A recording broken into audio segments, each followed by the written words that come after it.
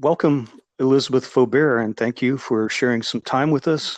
We wanted to talk to you about the literary animal project that you do. And before that, maybe get a little bit of background about you, how you got started in photography. Nathan, would you mind possibly just, tell us about you so everybody can get to know you? Okay, well, thank you very much. It's nice to be here today. I started doing photography way back in high school. I went to a public high school, but they had a program there for art, and I was an art major. And luckily for me, they also had a dark room. So when I was studying art in high school, I took a photography class and I just immediately fell in love with the darkroom and just kept going after that. So I've been doing photography ever since then. I also studied it in college and I've just been doing it my whole life almost. So yeah, that's probably a long time. Is that 30 years? Is that about the same as me with the guitar? It's actually 40, 41 years or something like that. I graduated from high school in 1979. I'm 58 years old now. Okay, let's the thing I really want to talk about, what I find so fascinating. Could you tell people, please, about the literary animal, how you came up with it, the genesis of it? I just find the whole thing to be so unique and so artistic, and it's also funny. I love it. Could you tell people a little bit about that? Yes, the literary animal is my passion project, I would say.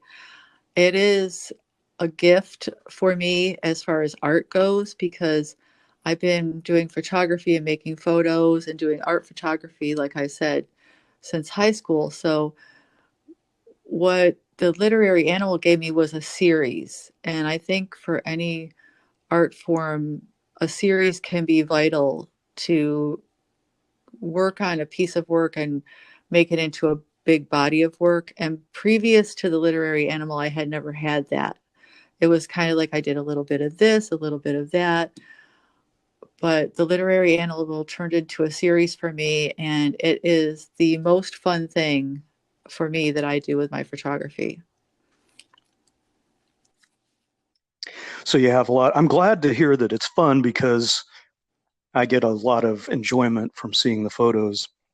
Mhm. So what gave you the idea for the literary animal? How did that come about? Well, I am a big book lover. I have always loved books and reading.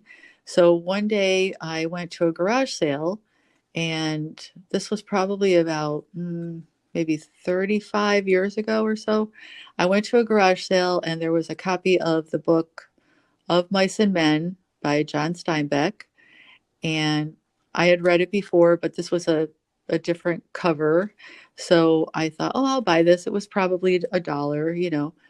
And I brought it home. And at the time, I had a cat. And so after I got home with the book, I was sitting there with my cat. And I thought, oh, it'd be really funny for a cat to read the book of Mice and Men. And Yes. yeah, exactly. So I just set the book on the floor standing up with it open, and I set it next to my cat, and I just kind of waited for her to look in that direction, and she did, and then I snapped the picture. And I thought it was funny. I showed it to a few friends, and my friends that I showed it to said, "Oh my gosh, this is hilarious. You should make these into cards.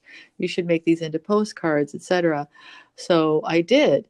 And then there was a bookstore in St. Pete at the time that I frequented, and the woman that owned the bookstore saw them and she wanted to sell them in the store, so she did. So that was the beginning. Of course, at that moment, that was not a series, that was just one photo. But then I started living with somebody who had a dog, and I thought, well, what would a dog read? And so then I started thinking of things for the dog to read, and it just kind of really took off from there. I mean, I was so inspired. I just kept thinking of more and more things, and I was photographing my friends' pets, my coworkers' pets. It was just one of those things that really took fire. And at the time, I was also shooting with film. So it was, um, something that had to go through a longer process than digital.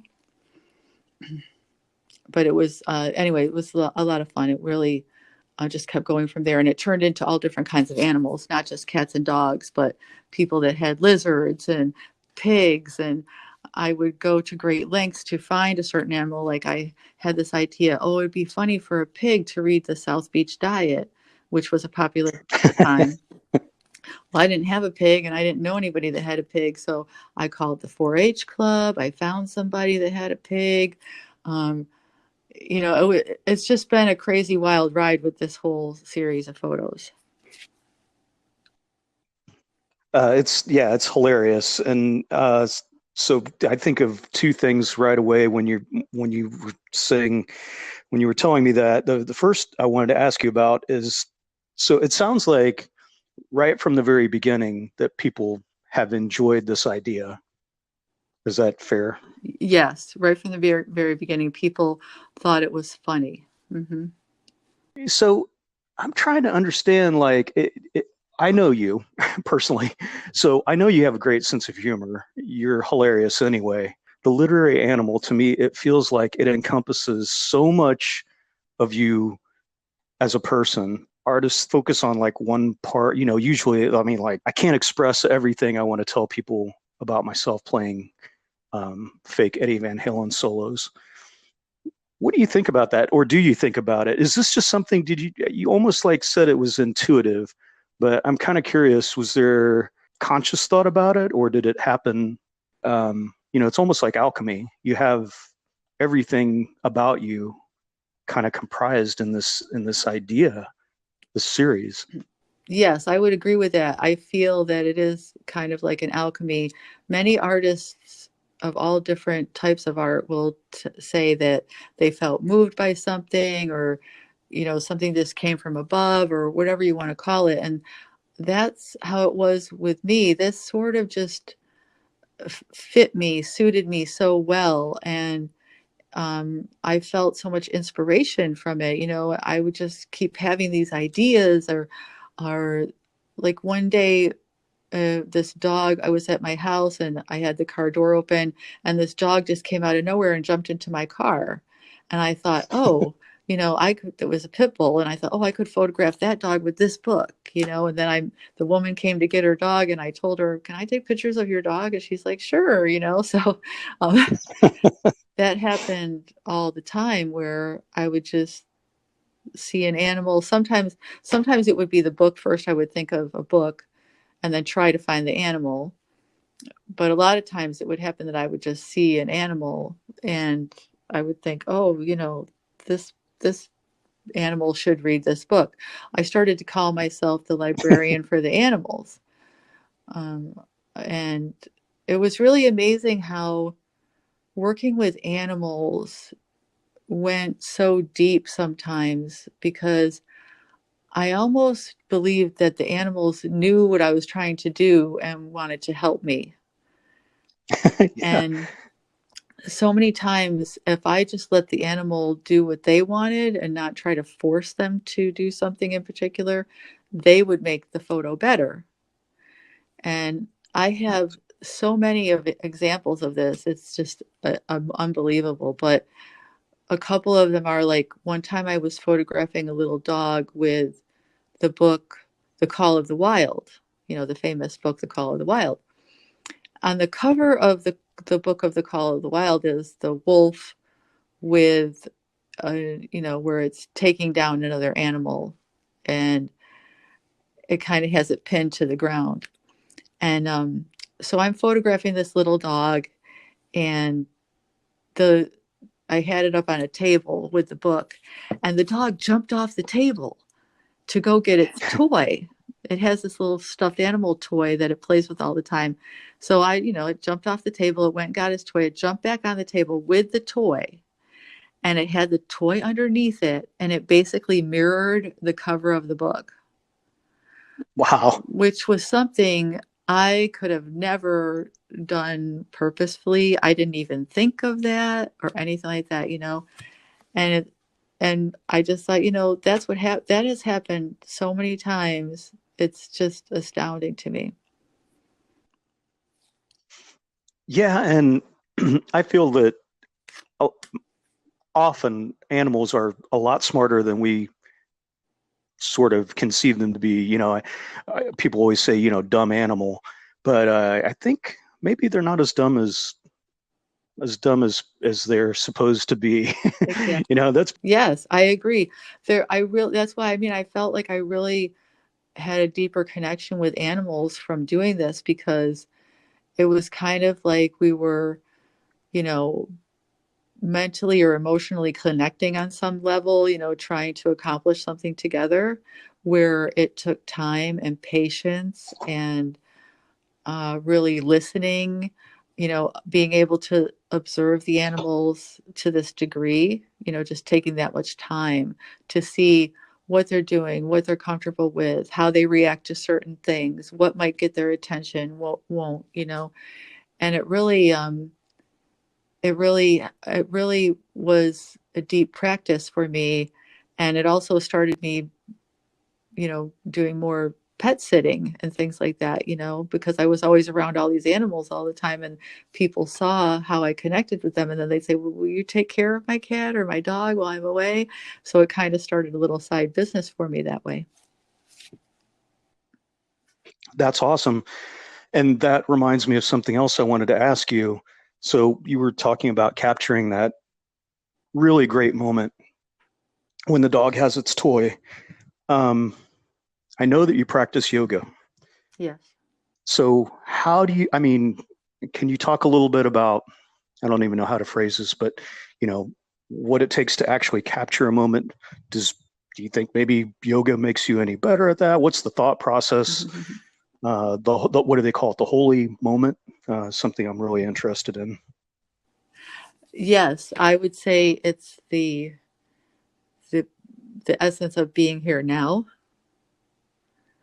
and trying not to get too Mhm. caught up in what I want to happen, and just being okay with what's happening at the moment, and not trying to force something to happen, and just see what happens.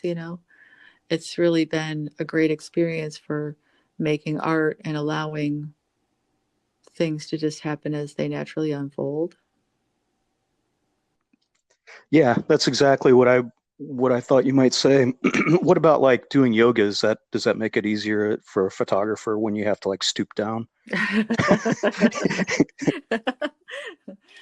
Well, that's a great question, and I don't think that practicing yoga necessarily makes it any better, but of course I want to be in good shape.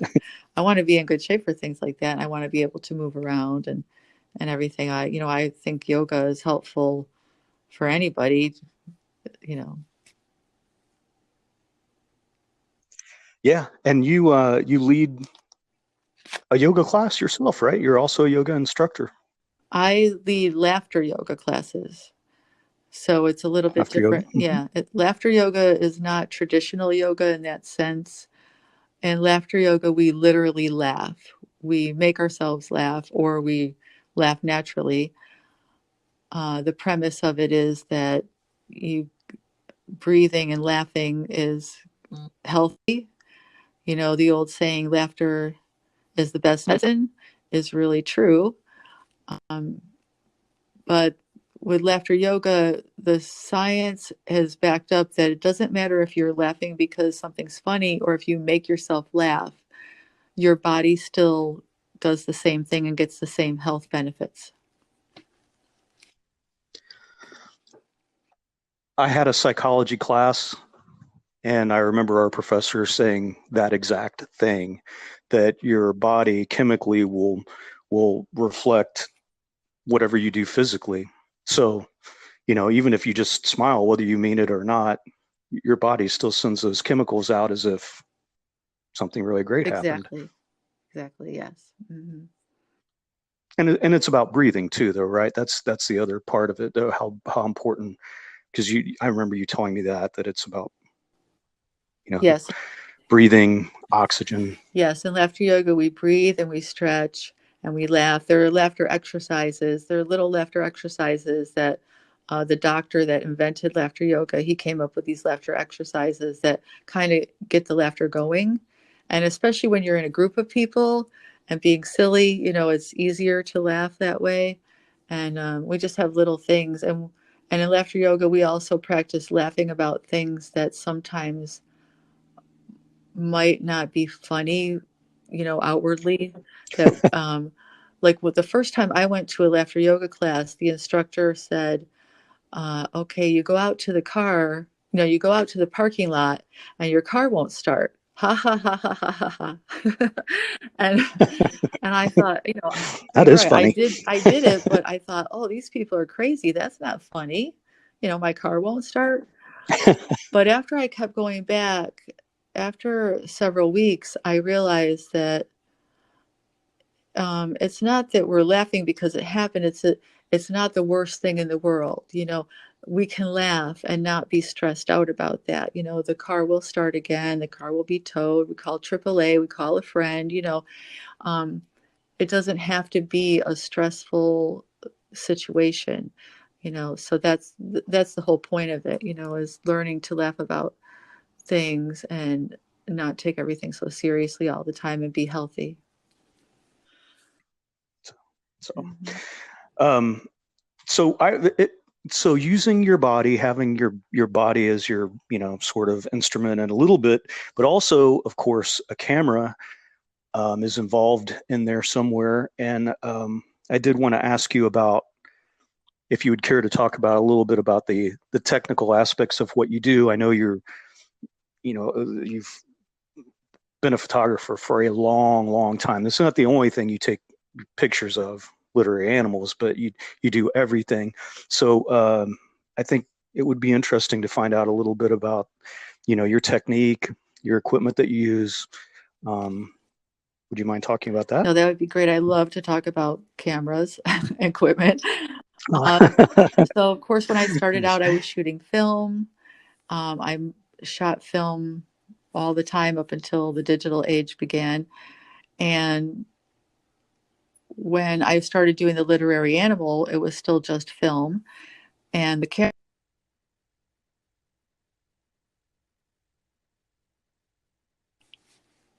what I would do is that camera did not have automatic film advance or automatic focusing. So I was photographing animals and trying to get them, looking at the book, and I didn't have autofocus. I would have to focus. And then when I would take a shot, I would have to take the camera away from my face to advance the film, possibly missing another shot. But I think that I really learned a lot from that because it made it more challenging to be fast and get the shot, um, being more intuitive to kind of be ahead of it, kind of being aware of what's going on and being ready. So I think that was very helpful for me. And then, of course, when the digital cameras all became the thing to do, and I got a digital camera, and it just seemed so different. My digital camera, I almost always use autofocus because it's so good. And of course, it's automatically advances. I don't have to do that anymore. So, but so even now, when I'm shooting digital, I still have that practice where I don't have to shoot bam, bam, bam, bam, bam, one after another to get the shot. I don't waste a lot of shots that way. So I think that doing this with film for so long really helped prepare me for digital and just, dealing with it in a different way. Is it you? So yeah, definitely. And it reminds me like of almost like of archery, when you're talking about, preparing yourself and then I don't know, I guess they call it shooting photos. Yeah. So it's kind of like Yeah. Yeah, something yeah, like that, like maybe. yeah, Um, because I say that all the time, I shot somebody, I'm shooting somebody. Um, you so I like that what? comparison in a way. It does fit right in with it, But yeah, it is something, anticipating the shot is important. You know, Beginners in digital photography, you'll see that most of the time they just bam, bam, bam, bam, bam, shoot, shoot, shoot, shoot, shoot. because they say, well, it doesn't matter, you can shoot all you want, and everything. But I think there is something to being in touch with your subject and anticipating what's going to happen and being prepared for it. Yeah, it seems like it would. And I know that some hunters have, it's some they have like a sort of a turning point, maybe ethically, whatever, philosophically, and they'll begin to take photos of animals instead. Takes the same sort of Mm-hmm. discipline Mm-hmm. to get that close, and then instead of a dead animal, you have a photo of an animal still Yeah, alive. that's good. Yes. Mm-hmm. Mm-hmm. But but yeah, back to so let's get really technical about it. Um, can you talk about some of the lenses that you use? Maybe your camera body that you have now, and maybe compare that to what are the advantages or disadvantages? I know we've had a lot of talks about analog Mm-hmm. versus digital. Well, for me, being a film person from the beginning, I still really love the look of film, and digital has still not gotten to that point yet. But I have embraced digital, and I do think that, of course, there are many advantages to digital, as in, we're not wasting paper, chemicals, things like that. Also, like I said, on my camera, the autofocus is really good. So that saves me a lot, from it can quick focus faster than I can. Um, and I have two different cameras, two different digital cameras. I have one crop sensor. My full frame is a Canon 5D. It's an older model, but it suits me just fine. It works just fine. On And I have lots of different lenses, but the amazing thing is, when I first started doing the literary animal, I'm photographing an animal with a book and different scenarios, and animals are living beings and they will move and move and move. There's no way you can just keep them still, really. So, so even in digital, I mean, even in film, excuse me, I used a zoom lens, like a 24-70 zoom. That way, if I needed to, I could zoom out or zoom in, depending on where the animal is traveling around. Um, and I also use the same basic lens in digital. I feel that that lens is just an all around great lens for situations like that, where you're kind of up close, you're not too far away, and you're not sure what's going to happen. Like it's not a still life. So with 24 to 70, that's the perfect range of being able to go wide, but not too wide. So it, distorts the image. And 70 millimeters is enough to get up. You're not too far away anyway. So 70 millimeters is fine to get up closer on your subject. Nice. Um, and you shoot in natural light Yes. Yes, I mostly mostly, shoot. or are you I am exclusively? not Okay. exclusively natural light. That is just what I prefer and almost always use. But I have in situations used artificial lighting and or flash. Hmm. Could you talk a little bit about maybe some of the advantages of film versus digital photography? The actual film, people still call it film, but there's no film anymore. But um, do I you do miss miss film? film. I really do. I still shoot film occasionally, but of course, it's much harder to get it processed. And the last time I was in a dark room was probably a couple years ago. So, but I still like the way it looks. For me, film looks richer. Regardless of what the Hmm. depth of field is, to me, the film just, the image looks deeper somehow. Uh, Digital to me looks like what it is, digitized. So, um, Yeah. they're constantly still working on digital photography, so there might come a time when digital is more similar to film. And of course, in editing, there are lots of different effects that you can do with digital images to kind of make them look like film. Um, yeah, but I do miss film. Yes. Yeah, I kind of miss analog, you know, mediums too. But that was one thing that you said there grabbed my attention. So when you talk about one thing about digital, possibly that's an advantage, is the post-production stuff that you can do to it, like with Photoshop. Are you a big fan of that? Do you use softwares? What kind of softwares? And I use Lightroom and Photoshop both. And of course, I started out with Photoshop, but then when Lightroom came out, I started using Lightroom and I love it. But I like to use both. I think they complement each other well.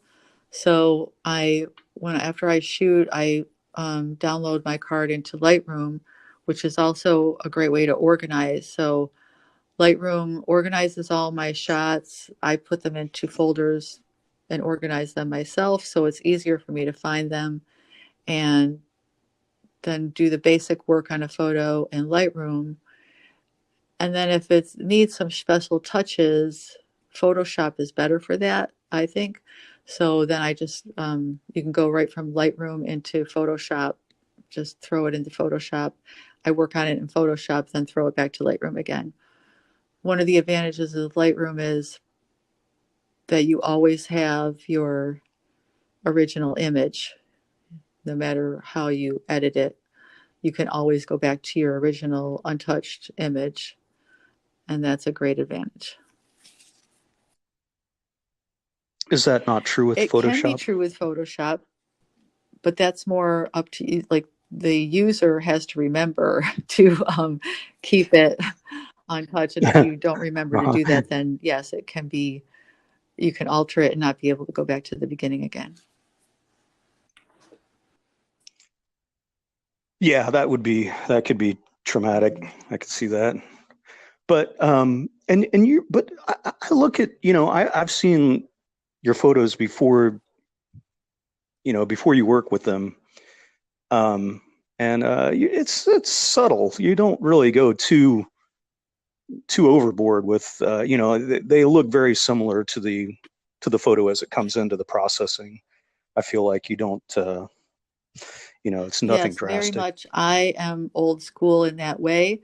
The great photographers that I learned from and emulate were very much, shoot the way it is, basically.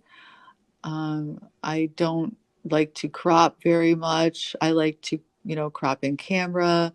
I pretty much like to shoot it the way I want it.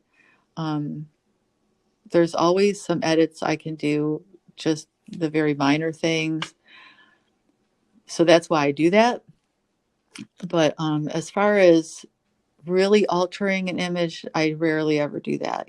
There are some very artistic people that use Photoshop just for that, and they really alter images. It's just like now, if you go on the internet, sometimes you can't tell did that landscape really look like that, or did, or did the photographer just edit the crap out of it? And I think that, Hmm. yeah, I think those also have Yeah. their place. That's another form of artwork. It's, using Photoshop that way is another form of artwork, using a tool to make something. But for me, I am very old school that way. I don't really like to change things very much because when you think about it, as far as the literary animal goes, uh, people could just take an animal and take a book and put them in the shot together. You could easily do Photoshop. But Right. for me, that was one of the things I always stressed about the literary animal is that these are all just the way it was, real animals, really reading the book because animals do love to read. And They do. so I always stressed that I didn't just, Photoshop it together or anything like that. And that for me is important. Yeah, besides the humor, element, that's kind of the point of the of what you're doing, is that able to capture Mm-hmm. that moment. And and they're amazing moments too, for sure. I know that you're also involved with, you're earning your master's degree in journalism and media studies, or what is your what is it called again, your degree? Mine was journalism and media. Digital Yours journalism is and design. Mm-hmm. Yep. aha. So I, Okay. So do you guys get into the ethical part of what you were just talking about? Because I remember we had a lot of discussions about even cropping. It's like you can't just like crop the picture to tell the story you want. That's not ethically sound. yes, that's one of the things that drew me to that master's degree because I also photograph events and things, and I have photographed political events and just some fun events. And I feel that, I also lean more toward that journalistic type of photography. I don't want to make things look different than they are. I like to shoot things the way they are. So that was one of the things that drew me to the program. And yes, yes, we study that often, um, not making things up, no plagiarism, no editing to suit our own agenda, no stealing off the internet, etc. Yeah, those are all a big. So there is an ethical component, even in something that's sort of, in a way, whimsical. There's a bit of depth to it, and that's something I really wanted to see if we could bring out in this interview. Because to me, when I look at one of your photos, I see all that. It comes across to me, and I suspect that it probably does. If it happens for me, then it probably happens for Hmm. everyone else Yes, too. many people, when they see the series of photos, will say, these are whimsical and things like that, but mostly they say, wow, that's amazing that you could get the animal to do that, you know. Um, and that was one of the greatest things. I used to do outdoor art shows and have the whole series there for people to buy and everything. And one of my greatest joys was always people coming up and looking through all the matted prints and just laughing and laughing and laughing because I really, I really like to bring that to people. Yeah, it's good. It comes across. It definitely does. Um, so that reminds me of another question. Um, so when you're taking those photos, and given that animals, their attention span can be kind of short. What's some of the crazy what's some of the crazy things that might have happened when you were trying to capture this moment? I'm sure you got some pretty Yeah, funny some of the stories. things are really amazing that happen. I will say this though, as far as there have been a couple of times when somebody wanted me to photograph their pet, and the pet, for whatever reason, just wanted nothing to do with it. And I always stood by the pet in that case. Like I've always felt like if the animal is not feeling comfortable, I don't like to pursue that. So there were a couple of times where the animal was just like seeming almost like it was scared or something. And I said, we're not going to do this. I mean, luckily, most of the time the animals are really into it and everything. So I do want to say that, like, I don't ever force an animal to sit somewhere and, do what, just force them to do it. Yeah. Right, sure, Hmm. sure. So one of the times what, Um, although, I mean, that seems like it would be. I think it's important for you to stress that. Please go on. But yes. I'm glad you said So that. one of the times was when that pit bull jumped into my car, and that was a woman that lived down the street that had that dog, and I did not really know her. And I instantly had the idea, oh, a pit bull should read the book about heavy metal. And I had this idea, to Of put, course. you remember this. Um, I had this idea to put the guitar in the photo, an electric guitar in the photo, and the heavy metal book. It's the Encyclopedia of Heavy Metal was the title of the book. And and so we set a time and a day, and I go over there to do it. And the dog was just crazy. I did not know that the dog was still kind of a puppy because it was a big dog. And really, the dog just wanted to play. And I did not have an electric guitar. So I had gone to the local music store and asked them if I could rent an electric guitar. And they said, no, we don't rent them, but you can buy it and return it. As long I told the guy what I wanted to do. I said, I have this idea for this photo with this dog, and I need a guitar in the picture. And he said, well, you can buy it and, just return it as long as it's not damaged. I said, okay. So I buy the guitar and I go to take the picture of the dog, and the dog is just insane, running around, playing and everything like that. And so the whole time I'm like grabbing the guitar, trying to protect the guitar and everything like that. I did get that shot. So whenever I look at that photo, I remember the hecticness of that and me protecting that electric guitar, and everything went fine. I returned the guitar. But that was just one of the experiences. I also bought a studded dog collar for that dog to have on in the picture. Hmm. Yeah, it's a cool photo. If you don't mind, we might put that in the timeline Yes, so people can yes, look at it. yes. We should definitely. Yeah, we should Whatever you're definitely put comfortable that one with. in the timeline. Yeah. Hmm. How many literary animal Well, photos do you think you have yeah, I in your honestly have lost collection? count, but there's over 100 for sure. And I would say that Wow. would be 100 good ones. I mean, I have photographed many animals with many books, and not all of them are what I would call, good photos, or they don't really they don't really make it into the collection that way. But I would say definitely over 100 of ones that I would consider to be really good, that I've showed at art shows. Hmm. That's a lot. Yeah, and That's a some, like I lot. said, some of the ones I'm most proud of are the ones that are unusual animals. Like I found a horse to read Seabiscuit, and that horse, I kept setting the book up on a. It was like I was putting the book up on the fence, and the horse was being playful, and it would come over and just knock it over, take it nose and knock it over. Just I'd set it back up and knock it over again, just playing a game. But I did finally get that photo also. And yeah, mostly the things that the animals would do would mostly make the photos better, though. Like that one I told you about with the dog and the Call of the Wild.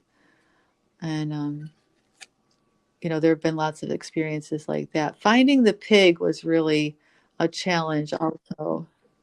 I would just keep asking people, "Do you know where this pig?" And somebody told me, "Oh, there's a pig." Yeah, really. And so this guy that golfed in Largo, he said, "Well, there's a pig at somebody's backyard, off of the eighth hole at the Largo golf course." So I drive down there one day, and I go to the golf course. I talk to the people that work at the golf course. They show me where the eighth hole is. I see it. So then I have to take my car and drive around, like, all, way far away to go to the back streets of where that would be behind the golf course. I find the street. It's a dead end street, of course. I find the street. I go down to the end. I can see the golf course. I see the house. I see a big fenced in backyard. This must be where the pig is. So I go up to the door and I say, "Do you have a pig?" Yes, they had a pig, and that pig's name was Rosebud. And yes, Why, yes, and we do. that woman, I mean, I must have sounded crazy, right? Hi, I take pictures of animals reading books, and I really want a photo of a pig reading the South Beach Diet. Can I photograph your pig? And unbelievably, she says yes. And it was the greatest thing because I worked with that pig for, probably at least an hour. The pig came when it was called, and it loved Cheerios. So I ran to the store and bought a box of Cheerios. Oh, And so that's how I enticed it to come over toward the book. Yeah, that was a lot of fun. Yeah. that's how people entice me. Cheerios, definitely. Mhm. Man, that sounds pretty awesome. So I feel that you get these ideas and then you'll go to some pretty Well, great lengths yeah, to make yes, that that idea is happen. true. I will. Um, there is something about that, once I make up my mind and I can see this, I will do almost anything to accomplish it. I have spent money, I have gone out of my comfort zone, I have driven, way too far, you know, I have done all different kinds of things. But that is the great thing about art. I think that any artist who feels that understands that, when you have this inspiration and then to be able to make it come alive, the vision that you have, be able to see it, it's such a fulfilling experience. And um, that is one of the things that really, that's why I call the literary animal my passion project, because I am so passionate about this. And it's, like I said, it's one of my favorite things to do.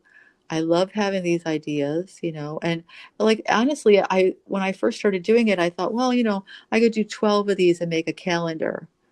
I thought, I probably won't be able to think of more than 12 of them. And then they just Right. kept coming and kept coming and kept coming. I mean, and still to this day, I still think of some and think, oh, I got to find a dog that looks like that. Or I have to, or I'll meet somebody and I'll be, you know, seeing their dog and I'll think, oh, what would that dog breed, or, cat or whatever.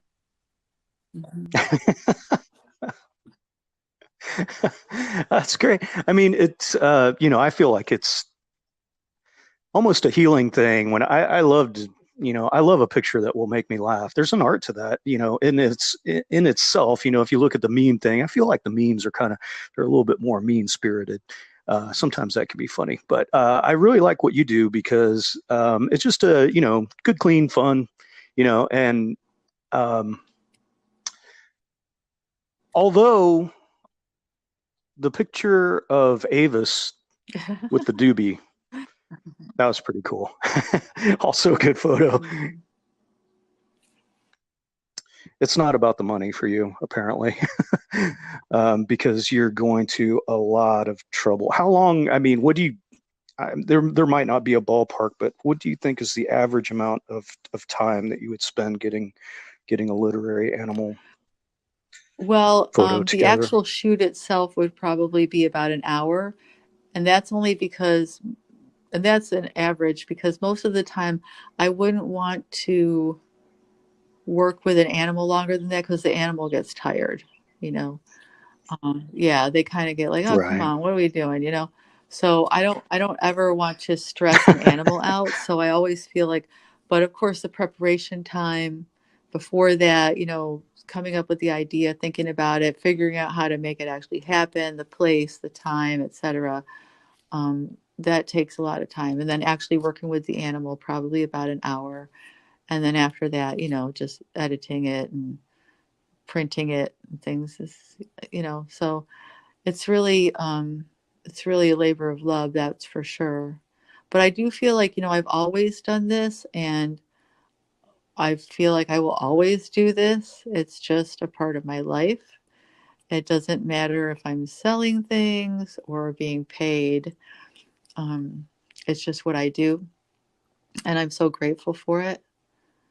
And I also feel like it really has incorporated everything together, because I do believe in having a sense of humor. I love to laugh. I love bringing laughter to other people. I love photography. I love books. So the literary animal really has, it's me all in one thing, the laughter, the joy, the whimsical, the reading aspect, the literary aspect, the animals. It's really a gift. The Yes. photography, Hmm. Hmm. also that, yeah. Yeah, and you do have, I mean, you because you have there are postcards. Um, I think you've printed some shirts before. Of course, people can go to your website. You have a website. Is it Yes, it is. Yes. literaryanimal.com? Is that Yeah. what it is? Hey, I got it. Literaryanimal.com. And are most of the photos are on there, right? At least the 100 that you talked about, or Well, you have a lot of yes. stuff on there. No, not all the photos are on the website, but a good a good example of them, I would say. I have a page for dogs, a page for cats, and then a page for other various animals. So I think it just gives a good idea of the scope of them, and but not all the ones I've done are on there. But I'll keep working on that to get more of them on there. But there's a good selection on there, so people can get the idea. It's a good website. I've been to it. It's got, it's good functionality. So it's not confusing. And when you click a link, it takes you to the photo so you can look at it. It's a good site that you put together. How long have you I've had your had the website? website for 14 years, I believe. Wow, Yes, it's and a long time. people can It's a long contact me time. through the That's almost website, and I sell the prints, matted prints, or greeting cards. So things can be ordered also by contacting me through the website. I wonder if you would ever consider doing like a commission, like if someone said, "Hey, we love our pet, and we want to do, we want to do a literary animal. We want to have it reading a book." Have you Oh ever done yeah, one of people those or have asked considered me it? many times they want their pet to be reading a certain book, maybe their favorite book. Because for me, the literary animal started out with, the Mice and Men, of Mice and Men, which it correlates with a cat. So the ones that I do, usually the the type of animal it is has something to do with the book they're reading. And but I have done specialized ones for people where they want their favorite book, or maybe it's a book that has something to do with the name of the animal, that other people might not get it, but it's their pet's name. So um, yeah, I definitely do those also. So that's pretty cool. And I think we have at least 10 subscribers on my channel. So, you know, if you're listening to this, you can get, you can have a postcard, you could have a shirt, you can have all this funny stuff with animals. It's very unique. I guarantee you, this is my guarantee to you. You haven't seen anything like this before. It's really cool. Although I do see occasionally people kind of ripping you off a little bit I believe that since you're sort of starting to permeate through the internet, I see people kind of stealing your ideas, but I definitely, before very recently, I never saw anything Right. like it at all. Very, very different. Thank you. Yeah, yeah. It's so. Have we neglected to cover anything? I wanted to try to keep it, just conversational, but this is the opportunity. So for me to find out, is there something that I forgot to No, I ask you? can't think of anything. It's been great. Well, it's good. So all the pleasure's all on this side, believe me, like Office Space, the Bobs. Pleasure's all on this side of the table, Peter. But I would like to ask one last favor of you. If you like, what kind of advice can you give? Because it's difficult, man. I mean, we all have to go out and somehow make our way in the world. It's difficult, and trying sometimes to balance that. If you have any sort of artistic inclination, it's not always acceptable. It's tough. Can you give maybe a little bit of encouragement or helpful advice for maybe someone who is creative and open benefit from Yes, your I would experience? definitely say follow your heart, follow your instincts.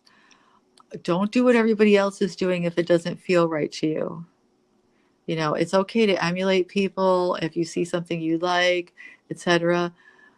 But you don't have to do what everybody else is doing. Listen to what is inside of you. And if you're really interested in something, keep going with that. Just keep going with it. You will find a way. Um, just really listen to that inner artist. And even if you think it might be crazy or something like that, go anyway. You know, just keep going. Show your work to other people. Get their input. Listen, you don't have to, you don't have to take everything that they say as right or wrong, but get their input, feel it out, and keep going in your own direction for sure. Keep your sense of humor, stay playful. That's great advice. I think that's I think that's a beautiful, positive note that we hit Yeah, there. I think so That's too. nice. Well, Elizabeth Faubert, um, photographer extraordinaire. That's a nice little. Yeah, See I that? like I that. just made a poem there. Yeah. But you can check her out, literaryanimal.com. And thank you so much for your time and all your knowledge and everything. It answered a lot of questions for me. I appreciate that, and I'm sure that people will enjoy listening to this. So Thank you thank so you so much. much. All right. Well, tune in next week when we've got Monster Truck Rally. No, I'm just kidding. No,